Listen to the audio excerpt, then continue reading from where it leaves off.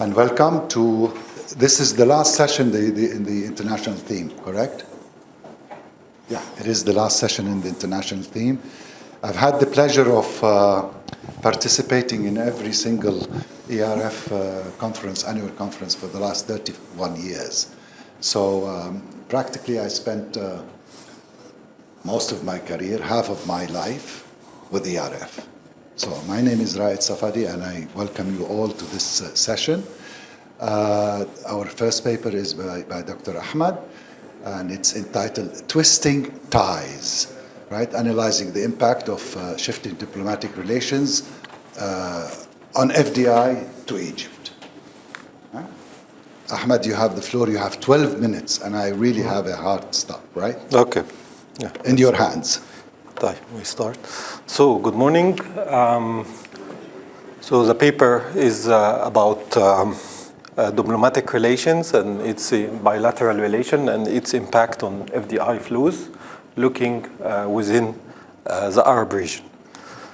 So the idea starts with what's so-called of economic statecraft, a concept that is coming from the political science people, and basically refer to the use of economic tools to achieve foreign policy goals.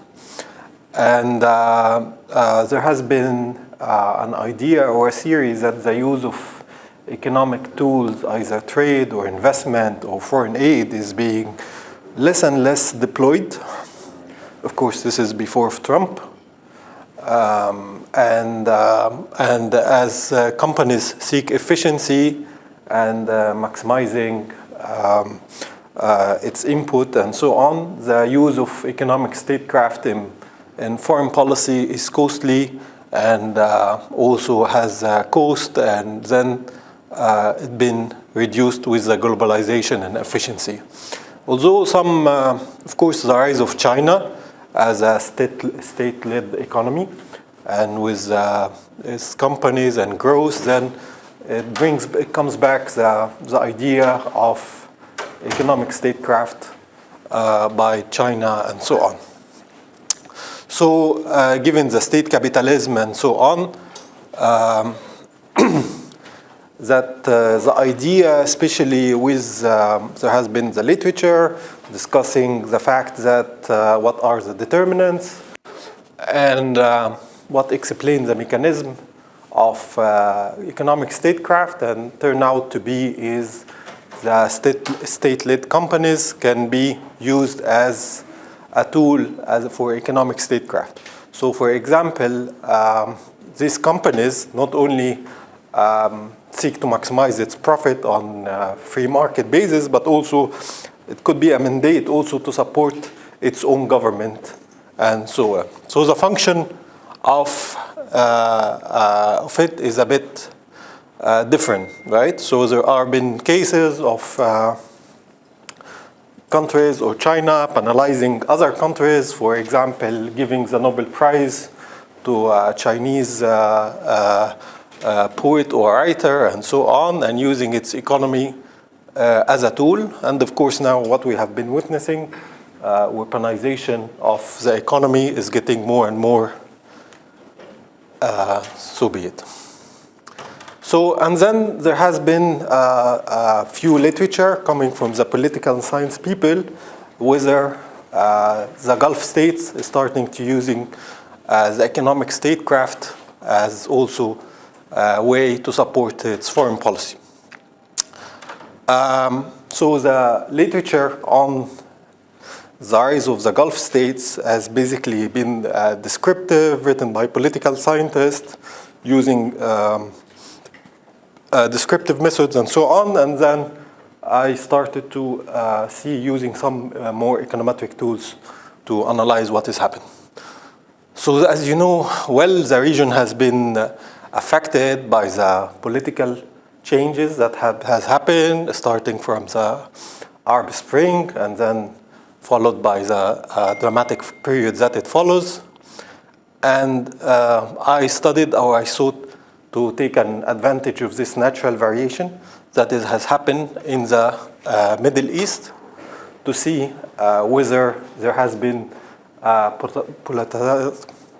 has been that the economic tools has been used politically to support this one. So you had the main diplomatic crisis in Qatar blockade that has taken place in 2017. Nevertheless, there are little empirical work that has been focused on this Arab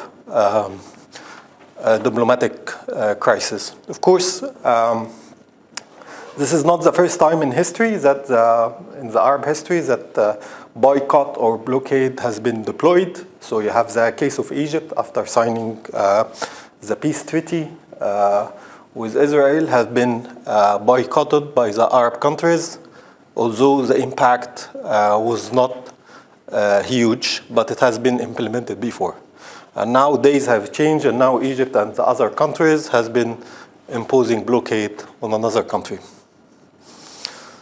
So the literature in general, the international literature on the diplomatic relation or bilateral relations and trade and FDI has been main focusing on trade, exports, imports, and so on. Less studies has been focusing on capital flows. So also this study adds something on FDIs and capital flows. As I said, the studies on the Gulf has been mainly descriptive. So this study also uses panel data, gravity model to try to quantify the impact of the politics on FDI flows. So as you see, a key political event timeline. So you see the area of Mubarak time with the stability and so on. And then you had the Arab Spring. Look to Qatar has been pledged major support to Egypt. And then you had the period of 2012-2013 with a politically aligned president. You had been some support from Qatar we will discuss. And then we had this interim period and diplomatic failout that eventually led to the blockade. And then you had Al-Ula agreement in 2021. That is reconciliation. So this was a political environment. Maybe for the sake of time, I can skip this. So you see, this is Qatar FDI flows, outflows. So the Qatar investments abroad. And this very small, tiny part is the size that they invest in Egypt. So obviously, they are not a very big investors in Egypt, even compared to other Gulf countries. And this, you see here, whether the share of Qatari investment in Egypt is a significant number or not. So basically, this is the total FDI coming to Egypt, excluding Qatar, measured here. And here is the Qatari FDI in millions that is coming to Egypt, measured on the right-hand axis. So also the proportion of Qatari investment as a share in total FDI coming to Egypt is not that big, although also not small also. So there has been, when I started to try if there's something that quantifies a bilateral relation, some indexes or so on. So you have this with the use of machine learning and so on.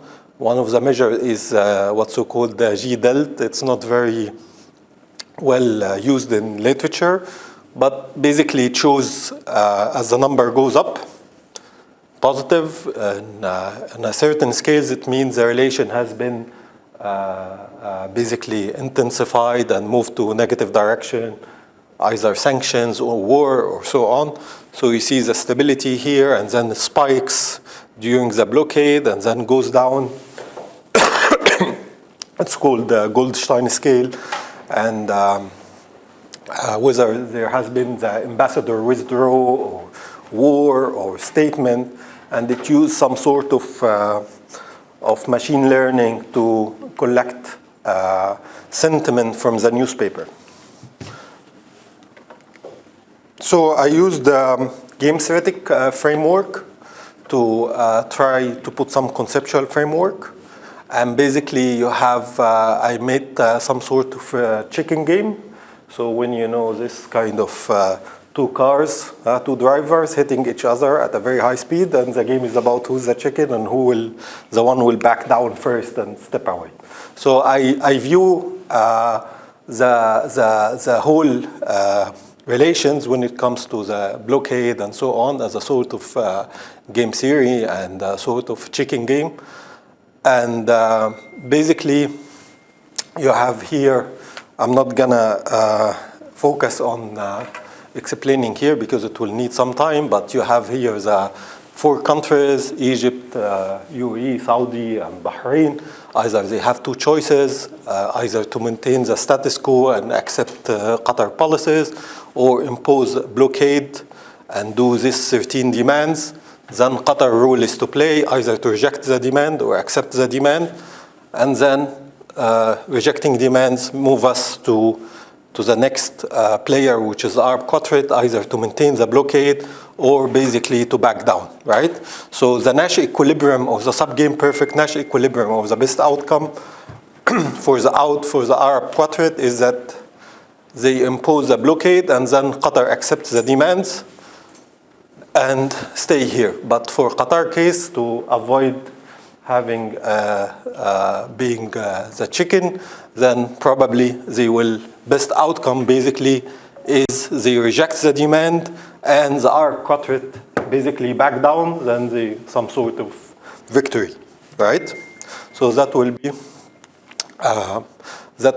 the outcome of the game. Anyway, so I use a panel data, I use a gravity model, FDI inflows from Qatar, UAE, Saudi Arabia, Bahrain, Kuwait during the period from 2005-2013 using the Central Bank of Egypt data. I use a gravity model with perceived maximum likelihood. The control variable is GDP, oil prices, political period dummies, and interaction terms. And the political period dummies include the Morsi period, the interim period, the blockade, and as well as the Al-Ula agreement that took place later on. And then I use interaction to capture the heterogeneity, basically this political event multiplied by Qatar as a dummy variable. So I want to say quickly that the UAE and Saudi is the one dominate the total Gulf FDI to Egypt. And what we notice from the descriptive here is Qatar FDI spiked during the Morsi period and remained stable during blockade. So this is the UAE FDI is big, and then you have some spike later on.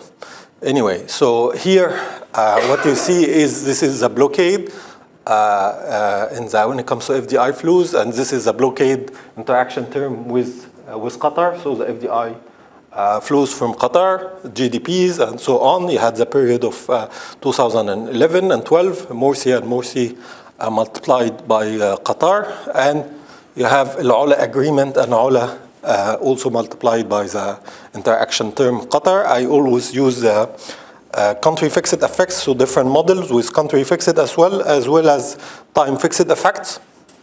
So basically the main message that I want to tell you, so what I see, I did not see a drop in the FDI investment that is coming from Qatar to Egypt during the blockade period, which is a bit unexpected, but basically it picked up or spiked in 2020.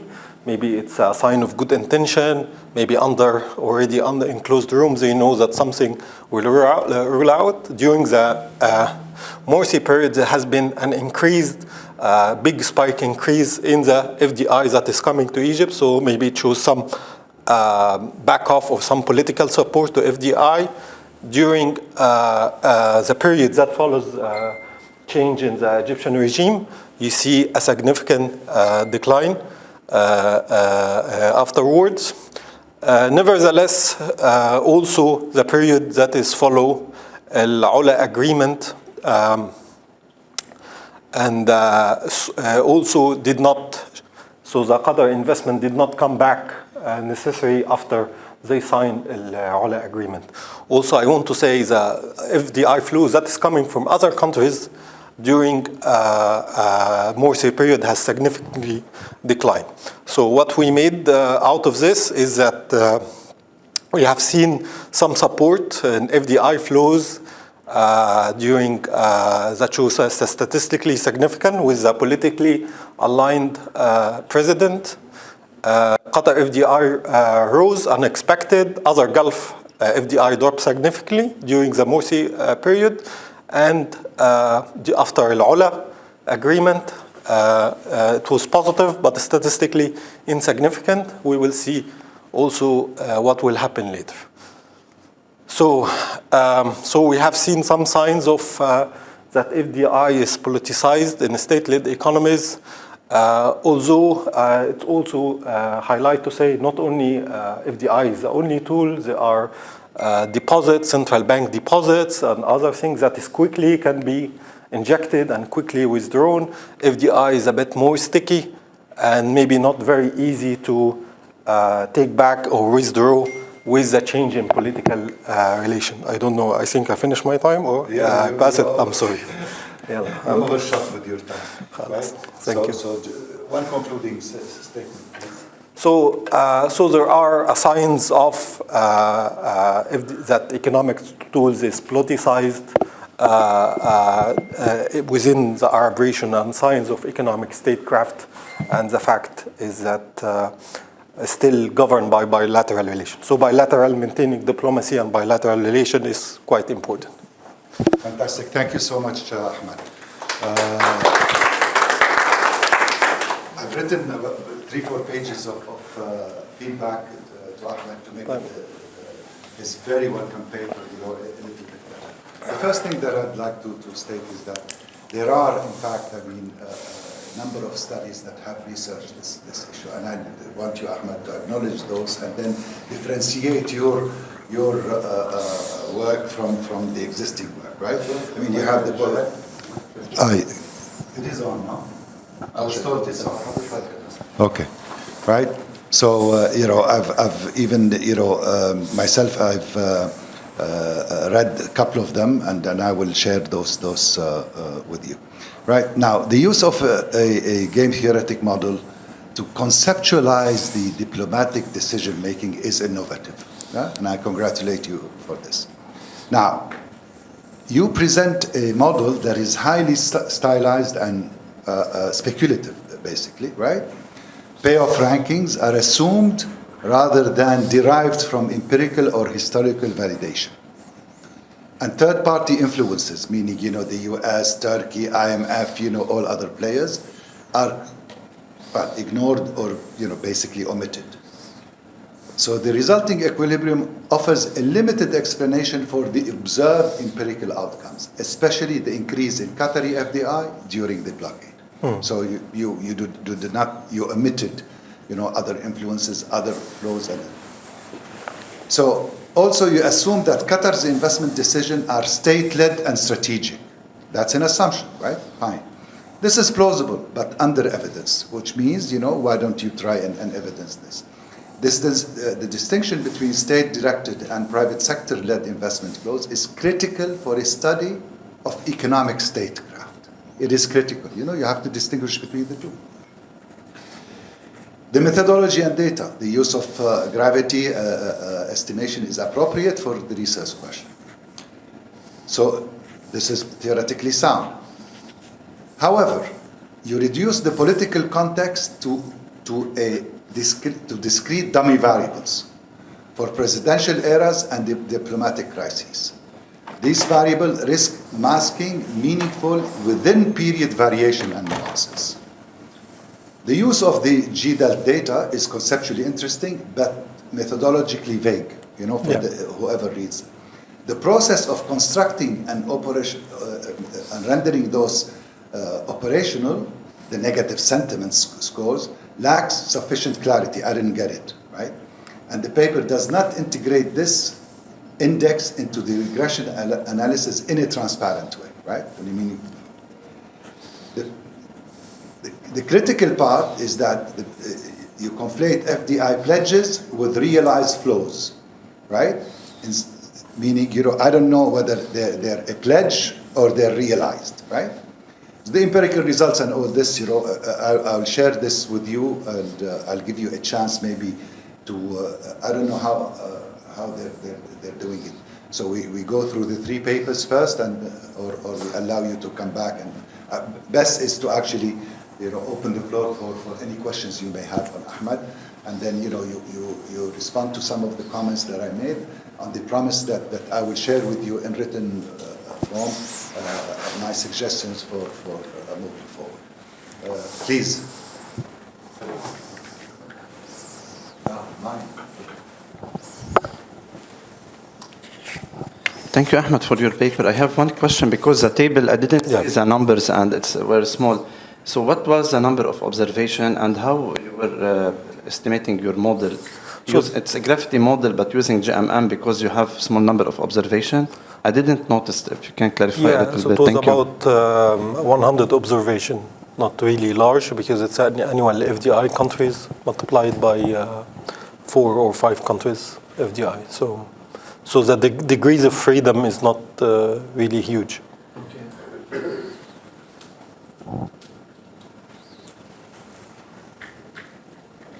Please, now. So thank you very much. I was wondering, did you take into account the availability of funds to Qatar based on fluctuation of oil and natural gas revenues, or that was not a constraint? I added in the model the oil prices, and I assumed because the oil revenue also goes to the sovereign wealth funds and Qatar Investment Authority, and basically it shows significant impact that the FDI outflows also still depends on the oil revenue and oil prices. So this is how I account for it. Shall I respond to your comment? Also, one last point in terms of some of the counterintuitive results. The rise of Qatari FDI during the blockade. Needs some further investigation rather than positing certain statements and stuff. So you need, and if you can explain it, and I know the backgrounds and all this, but the paper does not actually do this aspect right.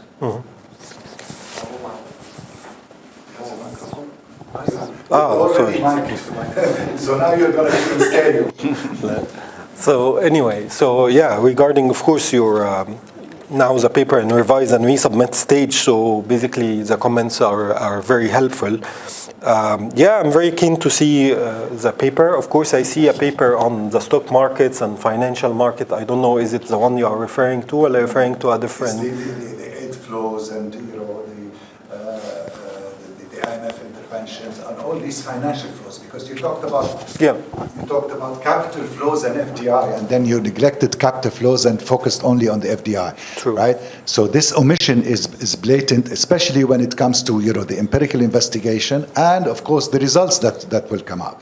Right? So say FDI and why you're omitting the other influences or the other flows, right? Because they have definitely an impact, especially on your results. Especially if you were to think about, when do these FDI come in? Maybe at a time when these other capital flows are going down, right? I don't know, right? So it is worth actually looking into the aid flows, the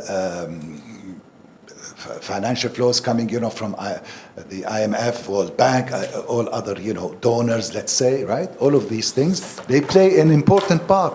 And maybe the FDI from Qatar comes in to just, close a gap, or maybe add to the existing flows. So I don't know, right? And it is incumbent upon the paper to actually explain this. And if you want to omit it, to keep omitting these, then you don't need to justify. Acknowledge it. And then taper your empirical results, for any influence these other flows might have had on the observed flows that you Well, definitely, this is part of a number of papers, so I will not stop here. So the plan is another, maybe I have divided, but to include this capital flows, either the central bank's deposits, or even trade, or even labor markets. So even labor market has been, after this, it has been blocked for Egyptians and so on. So there maybe a number of articles, maybe I collect it as a book at the next 4 years. Yeah. Excellent. So any further, please? Just a very short recommendation. Yeah, please.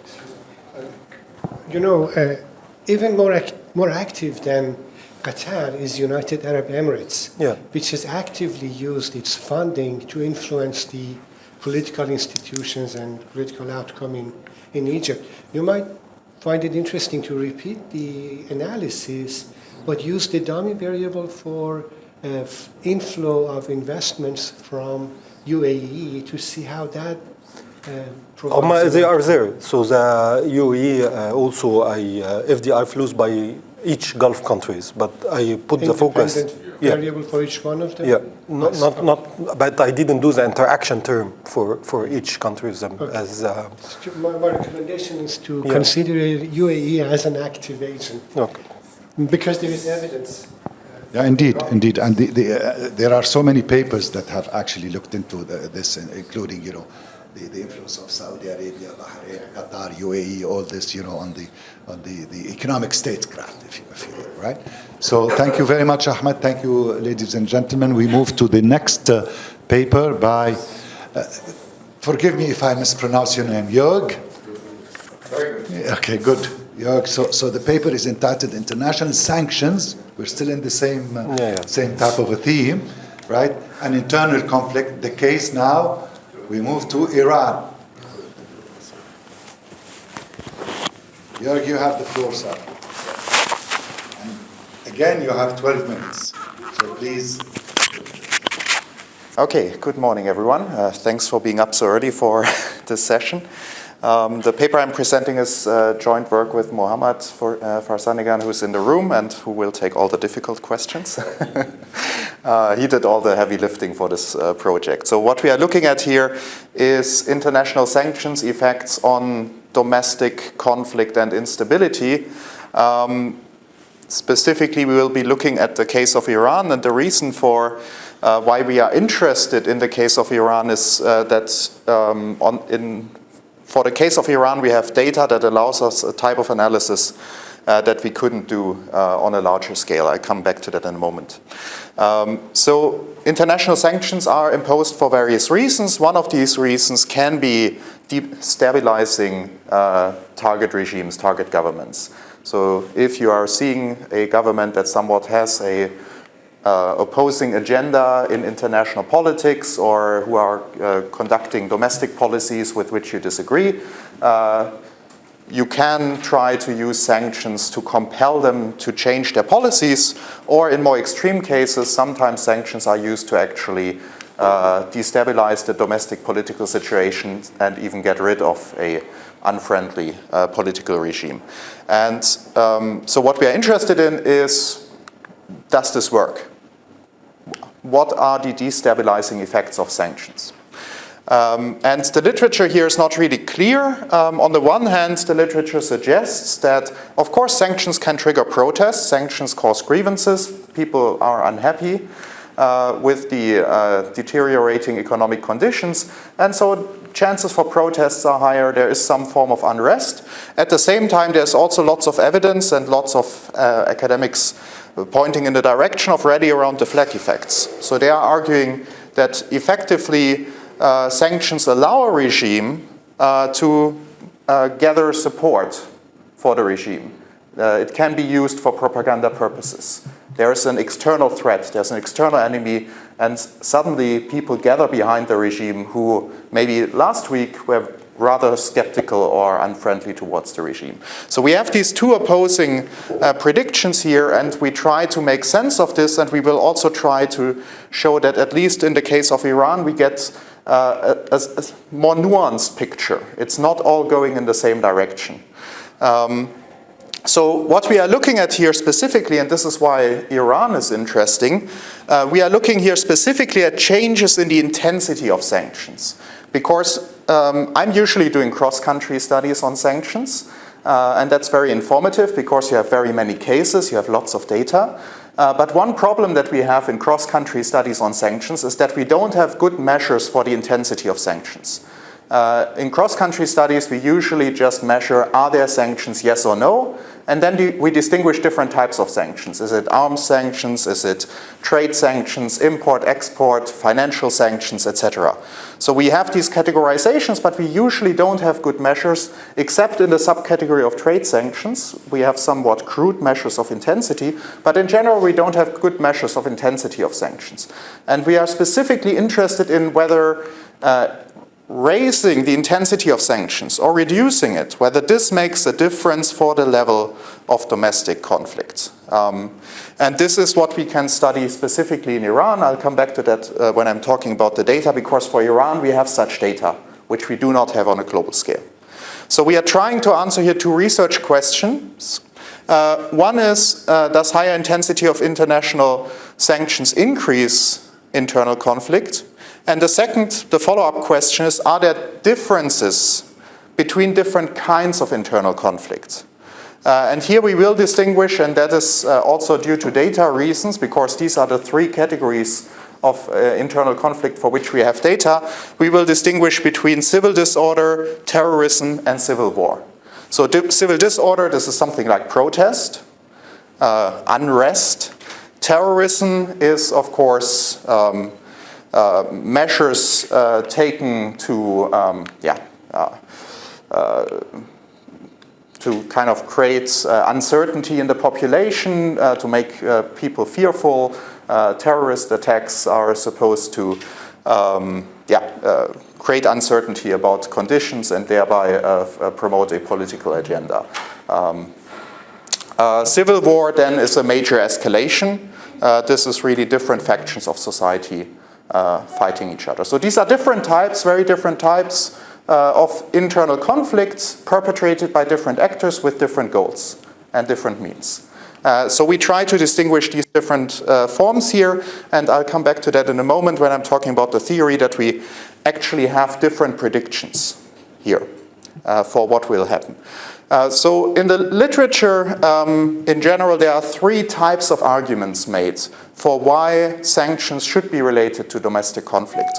The first, most straightforward one I've already mentioned, grievance theory, simply says people suffer under international sanctions due to increasing economic inequality and poverty, declining income per capita, and all kinds of other adverse effects that have been shown very convincingly and systematically by the empirical literature.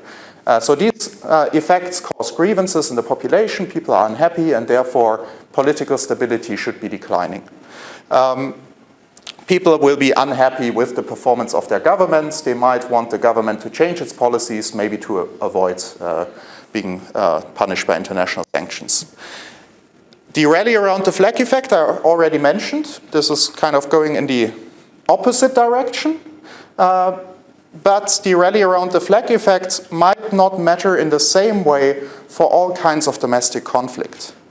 The thing about grievance theory is grievance theory kind of relates to every individual actor. So grievance theory means that you can have 1 million dissatisfied people, but you can also just have a few dissatisfied people. So this will always there will always be some people suffering from the sanctions, so there will always be grievances, and so you will always have this negative effect on the population.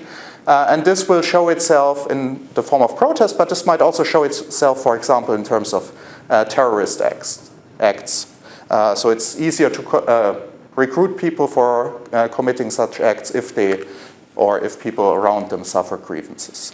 The rally around the flag effect might be more important, not really to convince every individual in society that the government is doing a good job, but it might be able to gather a sufficient share of the society behind the government So the idea here is that this might be most powerful in avoiding large-scale escalations. So it will draw maybe 40, maybe 60% of the population together behind the regime.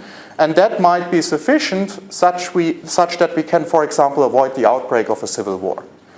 We might still, due to grievances, see something like terrorist acts, because not every single person will activate their national sentiment due to the rally around the flag effect, but it might be able to avoid these major conflicts. And there you already see a difference. You notice a difference. You might still have some people protesting who face the grievances, while a large share of the population gathers behind the government. You can have grievances and you can have the rally around the flag effect at the same time, and they work via different kinds of domestic conflict. So our argument is that the grievance theory will make it more likely that you see protests, that you see terrorist acts, but due to the rally around the flag effect, you might be avoiding civil war.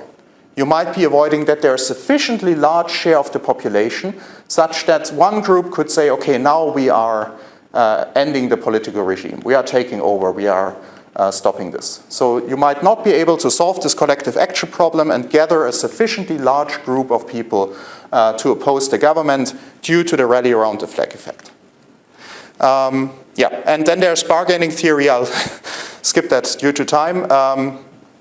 Our hypotheses are sanction intensity increases the likelihood of internal conflict in general, but as I explained in the theoretical arguments, for civil war risk specifically, we expect that this might actually be declining due to the rally around the flag effect. We are looking here, now we have only one country, we are working with time series data, we have quarterly data here, from 2001 second quarter to 2020 third quarter. So this is a sufficiently large period of time. We have quite a bit of data, but just for one country. So we have one time series here. We have a sanction intensity index, which is not developed by us, but now Mohammad could pronounce this much better.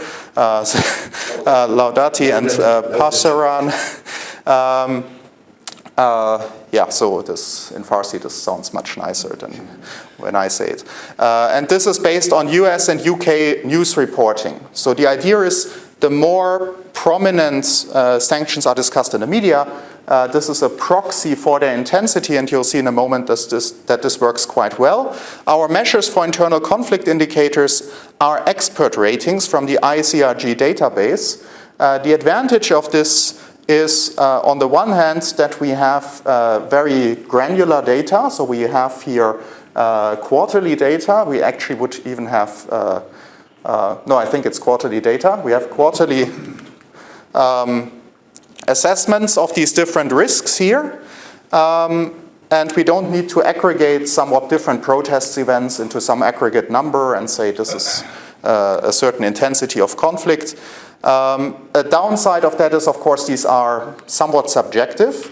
However, we've tried to check the validity of these measures by correlating them. And you see that if you correlate, for example, civil disorder with actual protest events, they are significant predictors. The problem is for protest events, we don't have these long time series. If we want to measure them on a quarterly or monthly level.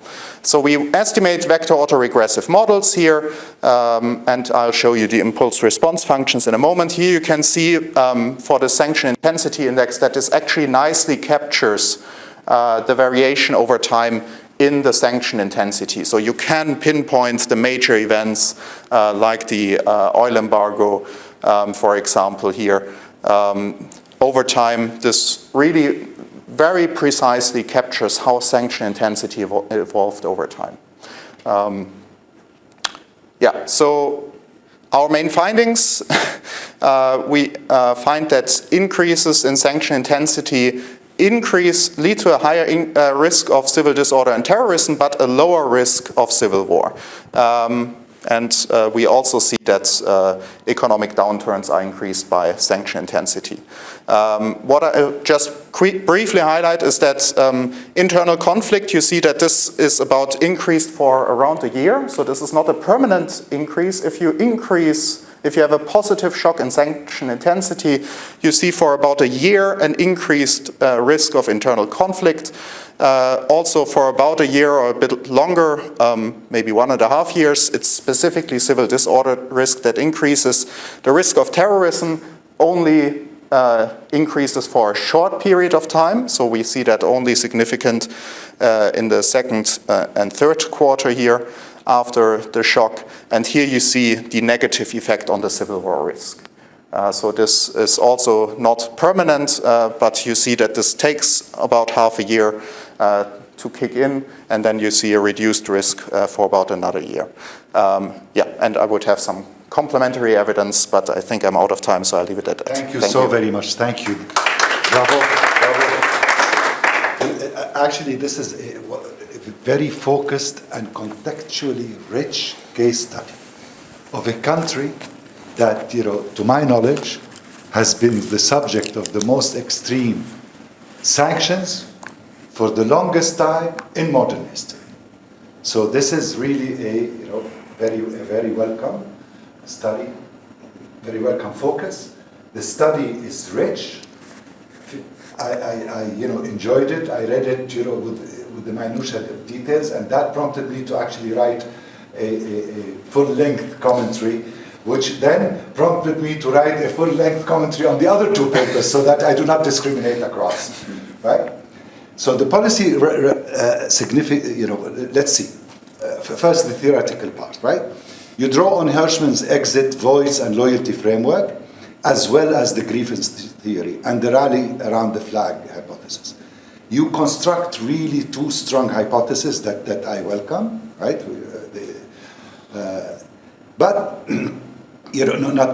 These hypotheses are not only well articulated, but are also very well tested against a nuanced understanding, very good understanding, I would say. I've learned a lot of Iran's political culture and repression dynamics, right? So this is very rich, and I encourage you all to read the paper.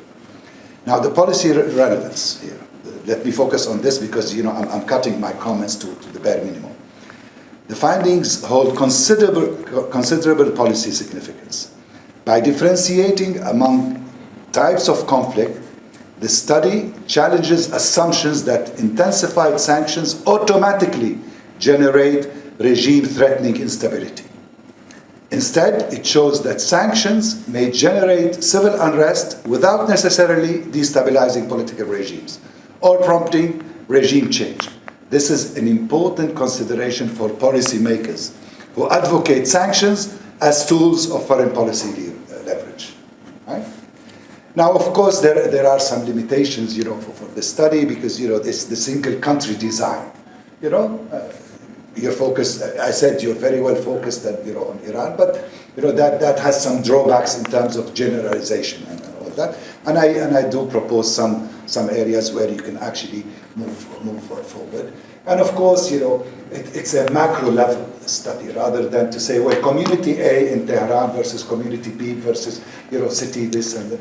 So it is at that macro level, and therefore maybe on the next iteration, right, or the next and another paper, if you will try to focus on any disparities, across regions, across communities that you're very well documented and very well researched and very well, founded economic quantification approaches, can be used at the community, at the level to see if there are any differences that you can point to, and of course, how that would impact your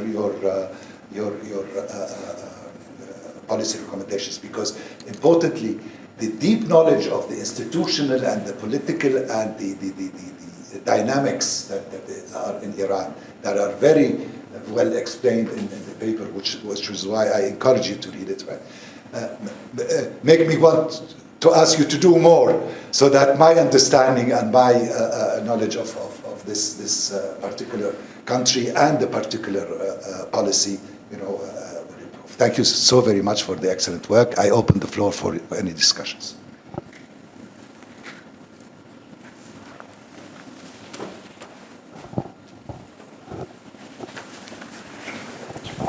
Thank you for your excellent paper. It's really, I totally agree with Raed about the importance and timely and relevant. I have a topic and paper. Looking forward to read it. Regarding the econometrics part, what is the rationale behind VAR not as VAR in such a context where you have variability and you have shock and contemporaneous shock? I think it would be better to use structural VAR instead of VAR. Or XVAR. So recently we faced multiple issues in a couple of papers with VAR model. So just wondering what is the reason for VAR, not VEC-AM or other advanced technique at macro level. Thank you.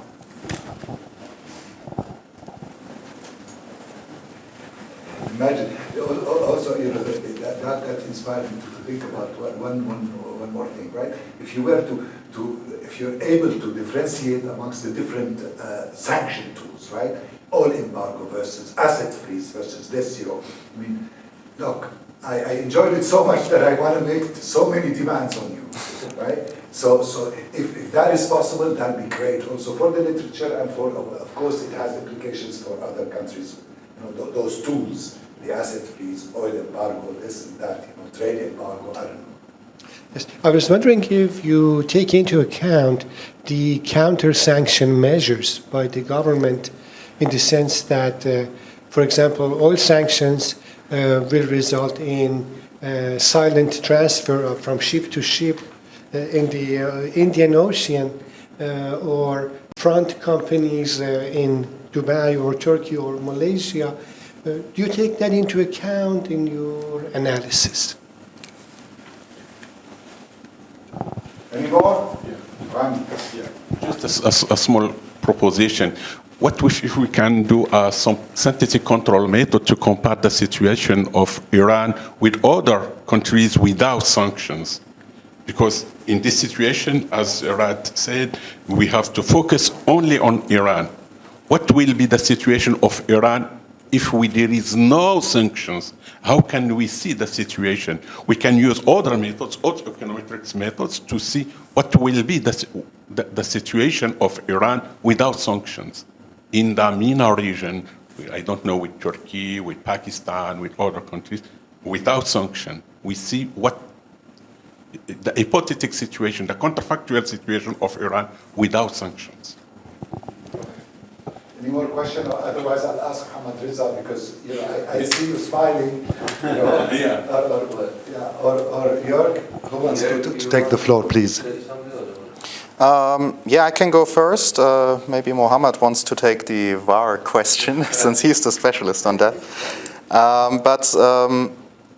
Yeah, so regarding your comments, I will not have to say anything about it because all points are well taken. These are excellent comments going also deeper on the community level. We have to look at what data we have available there, but I think it would be very rich to dig deeper there. And I don't disagree with you on any point, and I'm also looking forward to seeing the more detailed comments.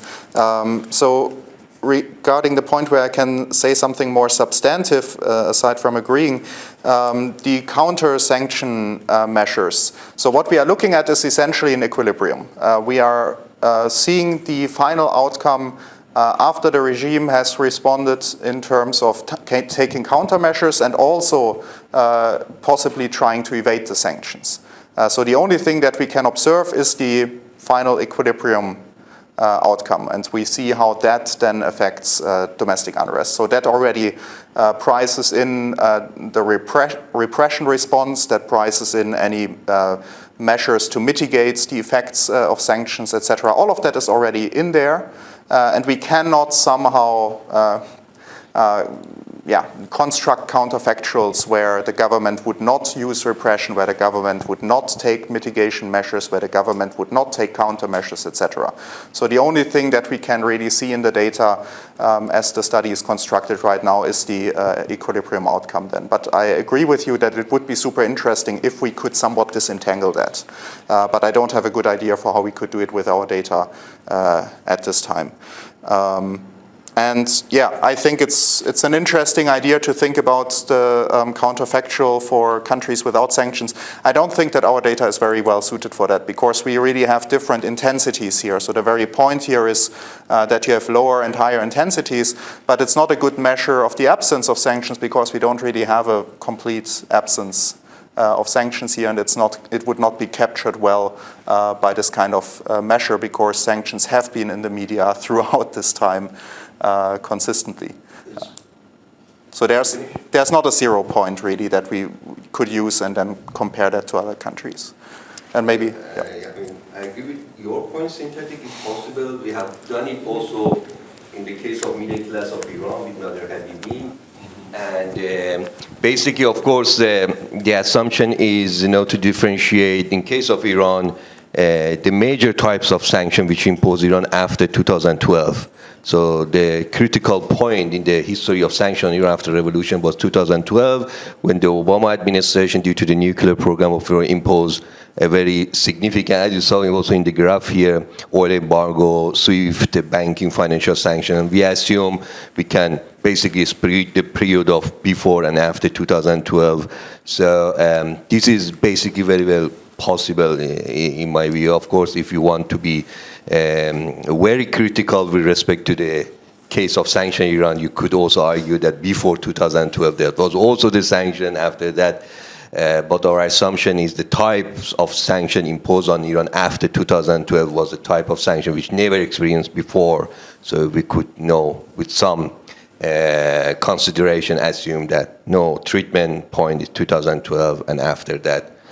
And this hypothesis could be then very well tested, right? And with the point of Ali, structure of VAR, of course, this is possible to do that. And we also discussed in our paper why we prefer the more standard VAR with the general impulse response. That means we are not assuming a specific order of variables. In structure of VAR, you need to impose some restriction, and those restrictions should be well defended, and some people argue that there might be not very well argument for imposing a specific restriction on the parameters. So therefore, we were going for a more generalized approach in which that the ordering of variable in the VAR does not affecting these imposed responses. So that would be, of course, something that we could also check it, but I guess for the moment we prefer to follow this generalized approach. And we also control the factor of oil rents as a mechanism that how sanction intensity might affect, and income is also part of the control variable, so that might be. But as my colleague also mentioned, this is equilibrium. That means already the counter-sanction measures of the Iranian government has been reflected in the response of different internal conflict to the shock, right? Thank you very much. Thank you so much, Ahmed Reza. Thank you. Now, for the interest of time, because really I have to dash to the airport, right? I invite Helmi Mansour and Monia Ghazali to present their paper. So, welcome. The paper is entitled The Impact of Soft Power on Inward Foreign Direct Investment in the MENA region. So I gather it's Helmi, you have the floor. Good morning, everyone. Thank you all for being here today. My name is Helmi Mansour. I'm from the University of Carthage from Tunisia, and it is with a great honor that I present to you our research titled Soft Power Impact on Inward Foreign Direct Investment in the MENA region. As far as our plan, we will be introducing soft power, its definition, its forms, its relevance to the sphere of global investment, as well as our contribution. Then we will be doing a small descriptive analysis of MENA soft power evolution and other regions as well. Then we'll be doing a small literature review on FDI determinants, to see the most suitable ones here, and the literature investigating the linkage between soft power and FDI. And then we will begin our empirical analysis using a GMM method to investigate, to try to integrate soft power into FDI analysis, and finish with general conclusion and recommendations. So the first question we ask ourselves is, what is soft power? Put simply, according to Raed, the leading expert on this subject, soft power is a country's ability to influence other countries without the use of force, without the use of coercion, military force, or economic sanctions, payments, etc. So it's about the intangible influence that other countries exert. According to Raed, its main sources are culture, political values, and foreign policies. We can also understand soft power through its opposite form, which is hard power. While hard power is about the tangible aspects, so we're talking about tangible resources, the use of threats, of force, of sanctions, of payments, economic, even aid in itself can be considered as a hard power tool. On the other hand, soft power is about the intangible resources, so it's about attractive qualities, it's about culture, agenda setting, cooperative diplomacy, public diplomacy, the attractive qualities of a country that influence other countries without the use of force. So in this context, the determinants of FDI used to be very concentrated on the tangible aspects. So we're talking about infrastructure, we're talking about GDP, trade, mostly tangible aspects. And currently, the concept of soft power, especially in the MENA region, has been a very unexplored concept, influencing governments, policymakers, and of course, investors' decisions. So if we look, for example, to MENA region in the recent years, we found that it has been portrayed in the lens of instability, of constant conflict, of constant chaos and all these things. But what they're trying to do right now, many MENA countries, they're trying to invest to promote a more stable image, an image of modernization, image of political stability, etc. So, for example, and they also use in strategic investments soft power, specific ones, like, for example, the hosting of the 2022 Qatar, the World Cup. That was in itself not just an investment in tourism, but they tried to convey a message through that investment, a message of cultural diversity, a message of instability, of an attractive environment. And there are many studies suggesting that after that event, not even before it, after that event, many spillover investments have been done in the region. So out of other countries use different strategies. Saudi Arabia is also very focused on entertainment, on promoting an image of modernization. Egypt, for example, heavily relies on its cultural heritage, etc. And of course, its students, because its students, the students of Egypt promote its image through Students' Hub in American University and other universities, etc. So each MENA country has a specific channel where it has the most advantage, where it can capitalize to promote its soft power. In this context, soft power is very relevant, obviously, but the literature investigating its impact on FDI is very scarce, and it suffers from several methodological issues. For example, they often use tangible aspects, tangible economic and business indicators to measure soft power as proxies for soft power. However, soft power, as we discussed earlier, is intangible in nature, according to its definition that it's intangible. We will be addressing these gaps by using the different indexes that capture the intangible aspects of soft power. So, importance of the issue: if soft power is significant, then governments can try to integrate in their strategy measures of soft power to attract foreign investors. And this research could also help to develop a more holistic and comprehensive theory of FDI where tangible and intangible aspects are considered. So as far as the research question is, what are the trends of soft power across MENA region and other countries? And what is the impact of soft power on inward FDI in the world and in the MENA region? So these are the scores of some MENA countries according to the Global Soft Power Index. The Global Soft Power Index ranks these countries as the first ones. So we have the United Arab Emirates ranking first in the MENA region and 10th in the world analysis.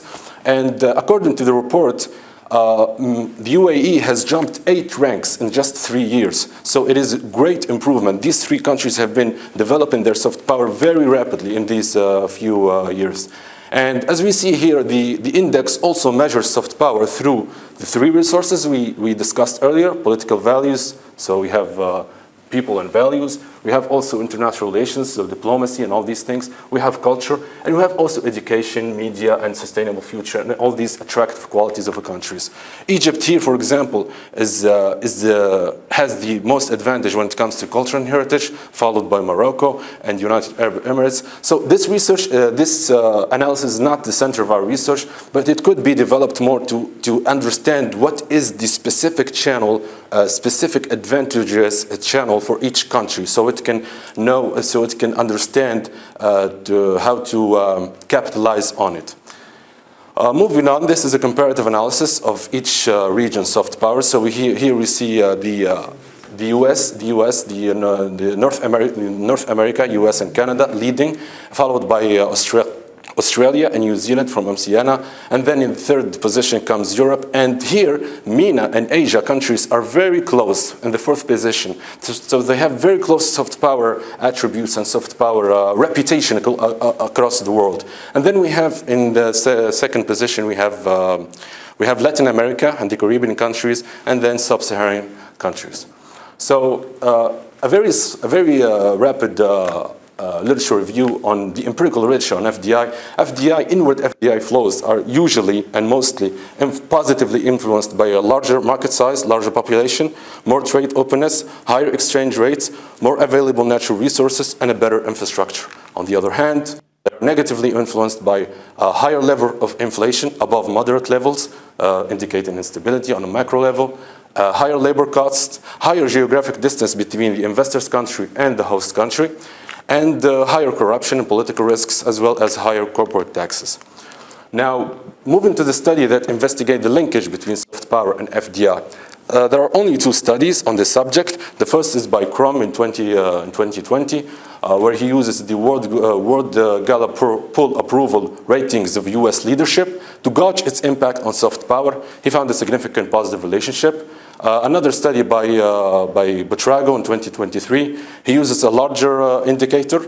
He uses business, cultural, diplomatic indicators to measure soft power, and he also found a significant positive relationship. However, these two studies suffer from methodological issues. The first one, when he uses only the approval ratings of a country, this oversimplifies soft power. As we discussed earlier, soft power has three main sources, and relying only on one source, which is the leadership approval ratings of a country, it neglects the other sources of soft power. The next study often uses tangible indicators like an economic and business environment, and those are tangible indicators. They do not capture the intangible aspects of soft power. So we're going to simply use the Global Soft Power Index. Although it is recent, it captures the tangible aspects and covers all channels. So this is the empirical part. We use here a dynamic model where FDI is influenced by past FDI patterns. This is the Global Soft Power Index, measuring soft power. We have GDP, trade openness, infrastructure, inflation, labor, and taxes. The period is from 2020 to 2023. It's a very small period, but what we did is we did MENA analysis and global analysis just as a robustness check to improve the credibility of the results, to see if there is consistency between these two. The sources of our data is World Bank, UNCTAD, and Tax Foundation. Global Soft Power Index is provided by Brand Finance. And here are the empirical results. These are for the MENA region. We will move back to the global analysis. So as we can see here, soft power is significant at the 5% and the 1% level with positive coefficients. And also, the past decisions of FDI also significant at the 1% level. The global analysis also confirms this relationship. As we can see here, the level of magnitude is very similar. It's around 8% positive impact. And also, past investment decisions seem to influence FDI positively. We can see here in the MENA region, the significance of past investment decision becomes higher and higher in significance and higher in magnitude. And that is very interesting because a lot of research have been shown that many investors in the MENA region prefer to invest in already established projects rather than creating new projects. So the perception of instability scares the investor. So he would rather invest in already established projects rather than the first thing that they see is how past investment are doing before investing in these countries. So to conclude, our objective was to try, it's very new, to try to integrate soft power into the analysis. We tried to use the Global Soft Power Index. Although it's recent, we tried to integrate it since it is the best measure of soft power. And our empirical findings are mainly two. In the MENA region, soft power is very significant and positively influences inward FDI, as well as past investment patterns. So combining these two, for example, promoting soft power and promoting past investment could be very useful for MENA countries. So as far as our recommendations, MENA countries in the last years have been portrayed in the image of instability, constant, frequent political changes, etc. So policymakers can capitalize on this. Policymakers in the MENA region are trying also to diversify from oil revenues, trying to attract investors without relying on oil revenues and all these things. They're trying to diversify into services, etc. So soft power can be a very helpful tool in this context. And I believe that this research could be improved to develop the theory of FDI to integrate both tangible and intangible aspects.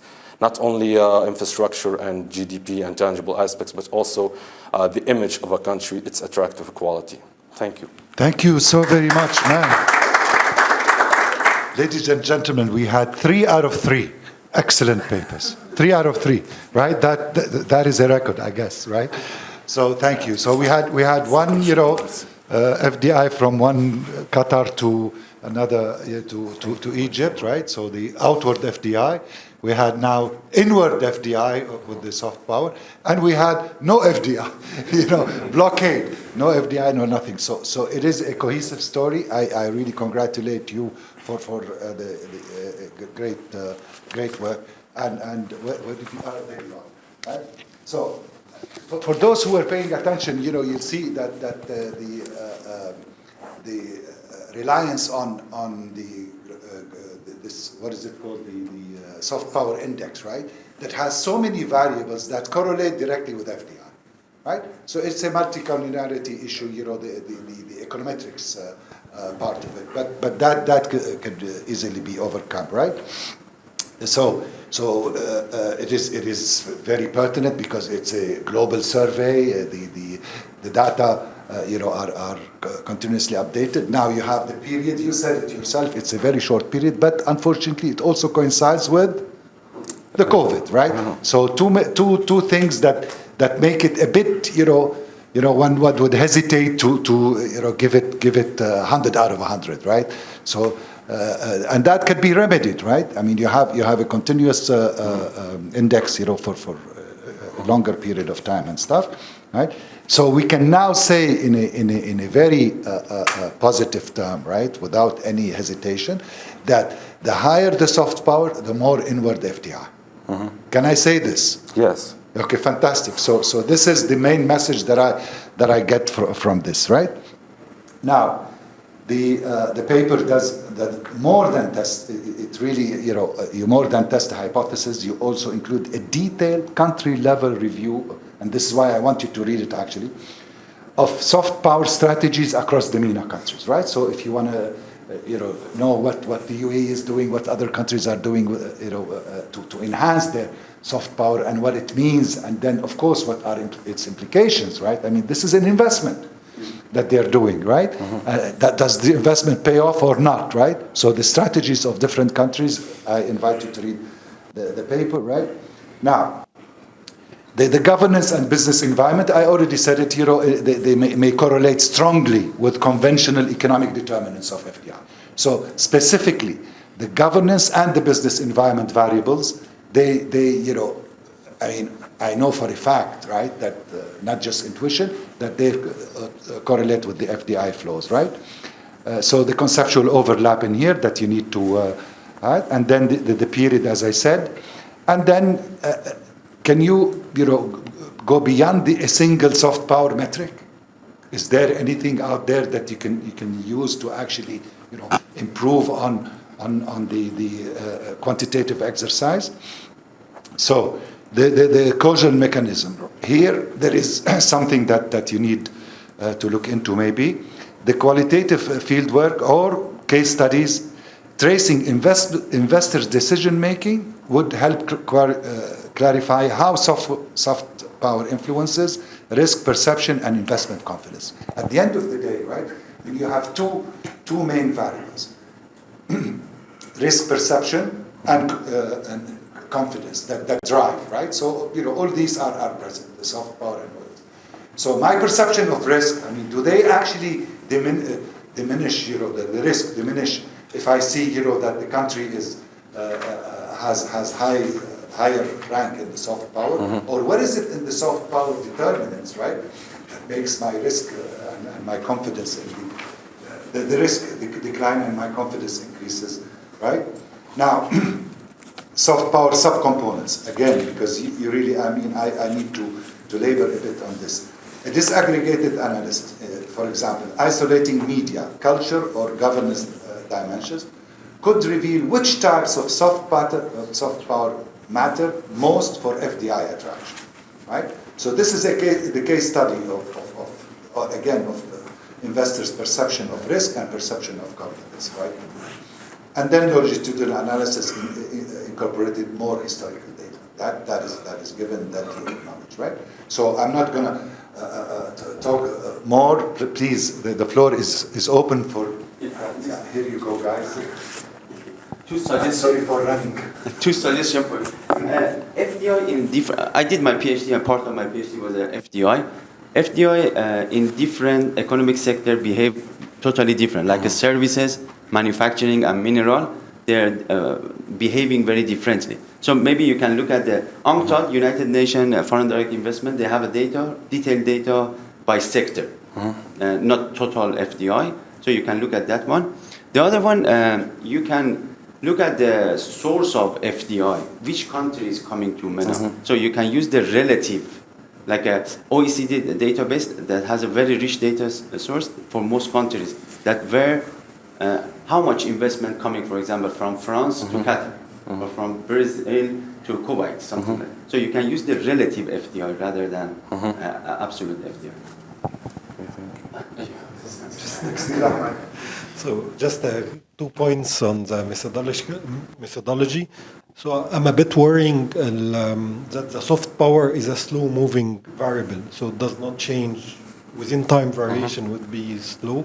So maybe put a gap 4 years between the observations. Maybe you'll see changes. The second thing I'm worrying that might be reverse causality, that soft power or FDI is feeding back, affecting soft power if you investor have already good experience.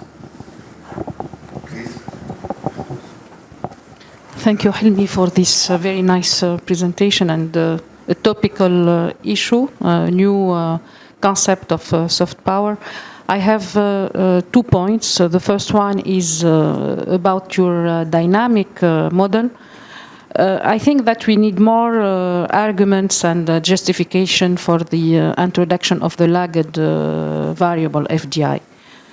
And the second point has been said that you have a problem, potential problem of endogeneity, at least between the variable GDP and FDI. So you should deal with this problem. Thank you.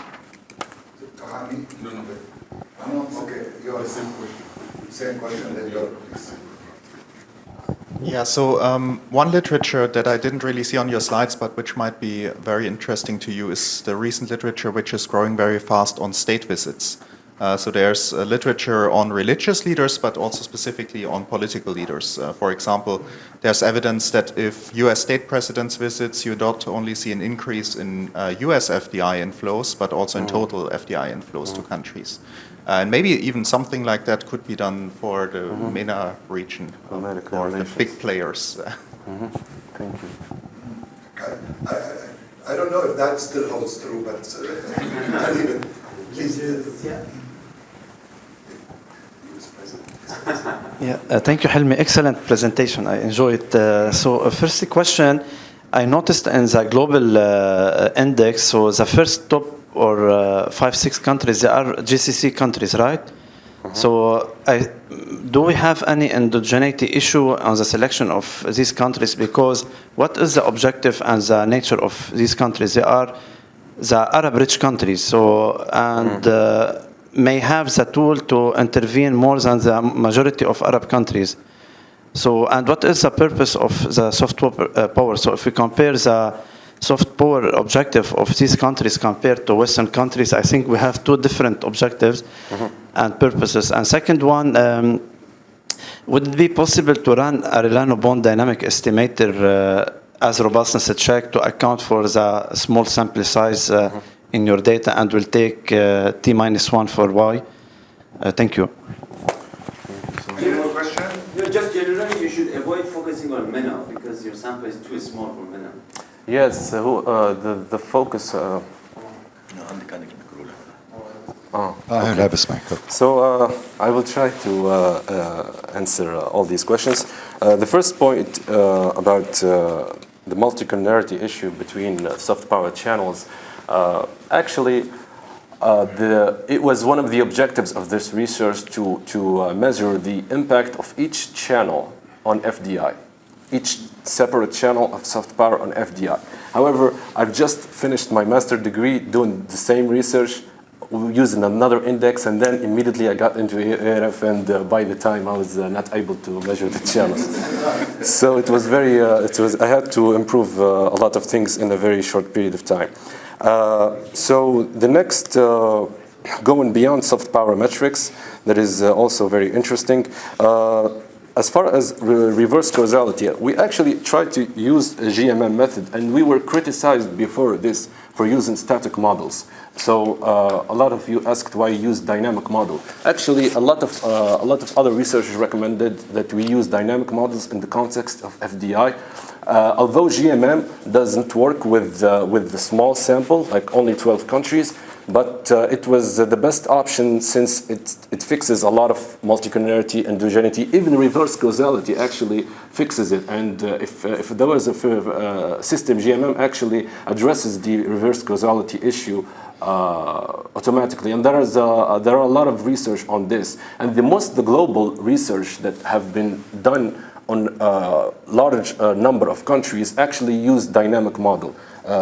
This is a technical response, but we need an economic argument. Yes, I see. Is it the cost of adjustment?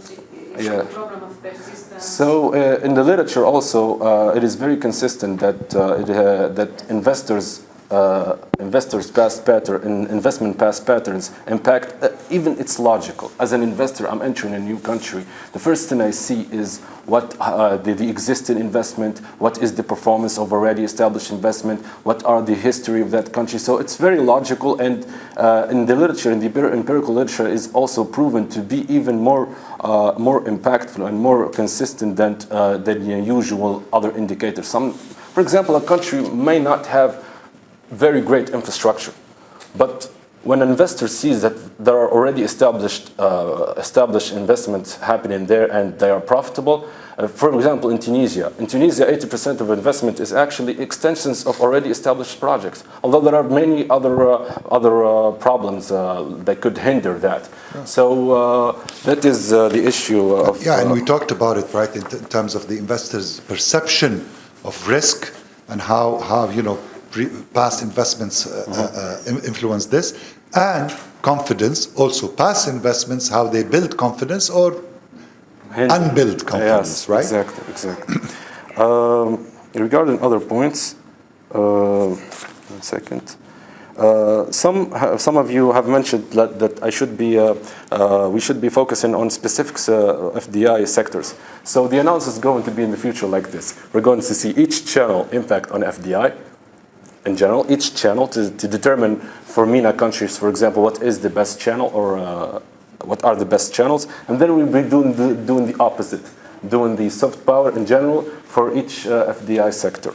And Regarding the slower impact of FDI, actually the global index is a very, very interesting one because they have done a really great job to each year, even in 2025 right now, the data have been uploaded, and each year they do a lot of surveys across different countries and across all countries in the world, even the Caribbean countries, even in all countries, all nations. And they do a really good work of trying to capture the impact each year. So the improvement of soft power is captured here in this analysis. Regarding the COVID impact, they also do in their index. They also do what is called the balance effect. So they're trying to remove the COVID impact from the index.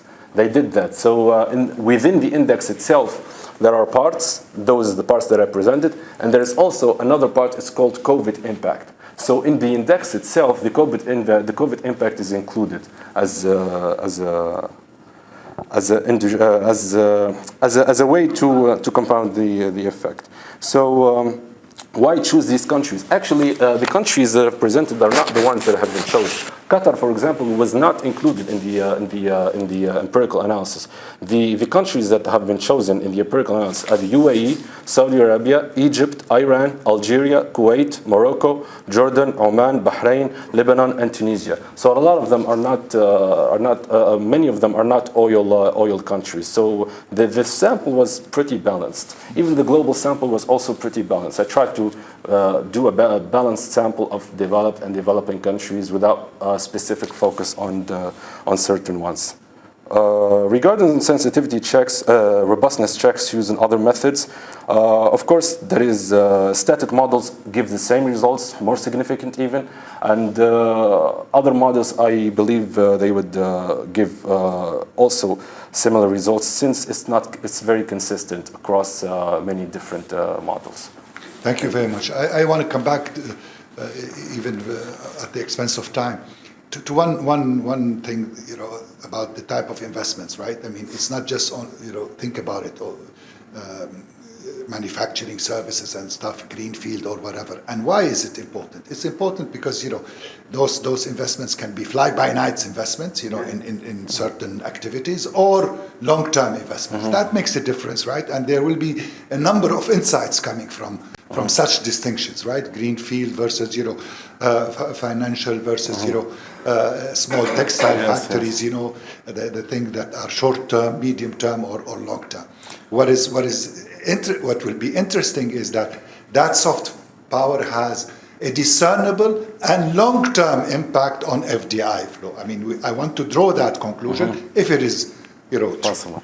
Okay, so we will be trying to do that in future research. I want to address another comment made by Ms. Reem regarding the multicollinearity between GDP and FDI, the endogeneity issues. There is a serial correlation between GDP and soft power, and it's very high, and that's why I tried to remove GDP from the analysis. So in the worldwide perspective, if we go back there, we'd see that even when I do the correlation analysis, I find that soft power and GDP are very highly correlated, almost a line. So in the worldwide analysis, GDP in the first analysis, GDP is very significant, and trade is also very significant. But in the MENA region, GDP becomes insignificant, trade becomes insignificant, but soft power and past FDI values become the most significant ones. So that's... Yeah, we like to punch way beyond our weight. All right, thank you so very much. This has been so informative. I encourage you to actually go back. I promise I'll send you all the detailed comments in written form. I will take another look at them because I just highlighted some bullet points for myself, right? But I'll develop them some further, and I'll send them before the week's end to all.